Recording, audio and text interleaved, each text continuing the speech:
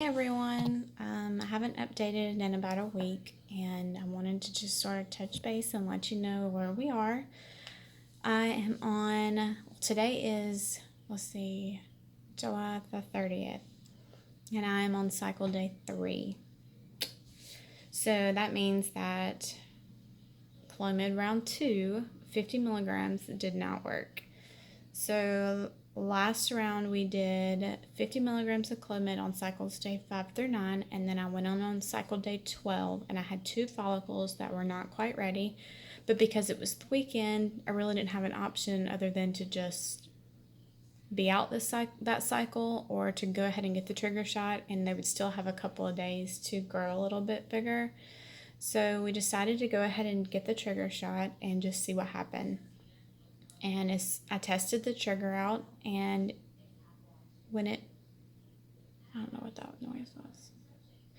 When I tested my trigger out, once it was gone, it didn't start coming back. So, and then on cycle day, I don't remember. Hang on, I have it all written down right here.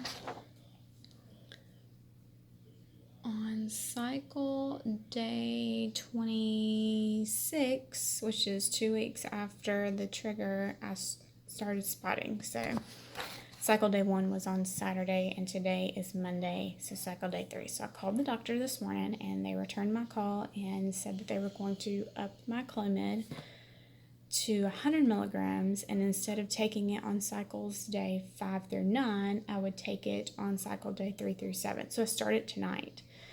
And it's interesting because this is my 3rd round of Clomid, and I had all summer to do the first 2 rounds, and I go back to work tomorrow.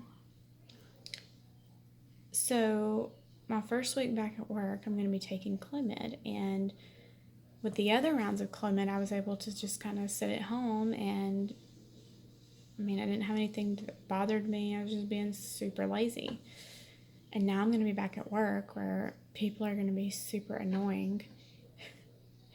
And I don't know how it's going to go. So I figured what I would do is take the Clomid, and then I'll give you guys an update after this week is over. It's going to be so crazy. I don't know. And then I have my scan on cycle day 12, which is next week, and that falls on the 3rd day of school. So I didn't want to ask to be off that day, so I just made the appointment like super late in the day. So I just have to leave just a little bit early, but it'll still be after the kids leave. So I don't know, it's gonna be so weird.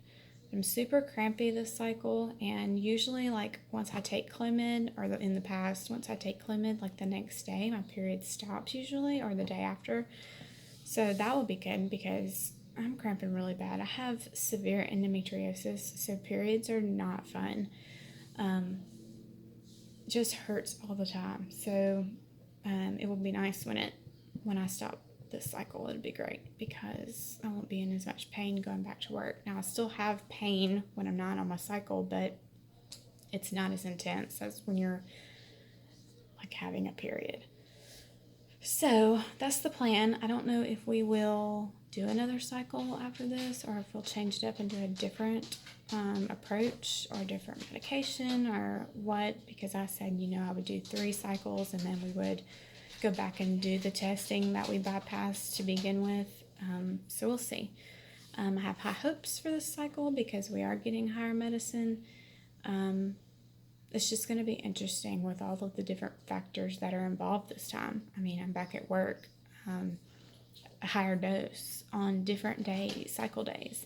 And to top it all off, my husband is on night shift. He has rotating shifts, so every 4 weeks he's on a different shift. So 4 weeks of night shift, 4 weeks of like an evening shift, and then 4 weeks of day shift. So we're in night shift, and he doesn't get home until after I already leave for work. And then he leaves for work, like there's like a few hours where I'm here before he leaves. So it's just going to be just crazy. I don't know. It's going to be a wild ride. So I'll just update you after this week is done. Being back at work, taking 100 milligrams of Clomid. We'll see how it goes. So I'm debating now on if I should test my trigger out this time. I kind of get obsessive with it, and I say, okay, I'm only going to test once every day in the first thing in the morning.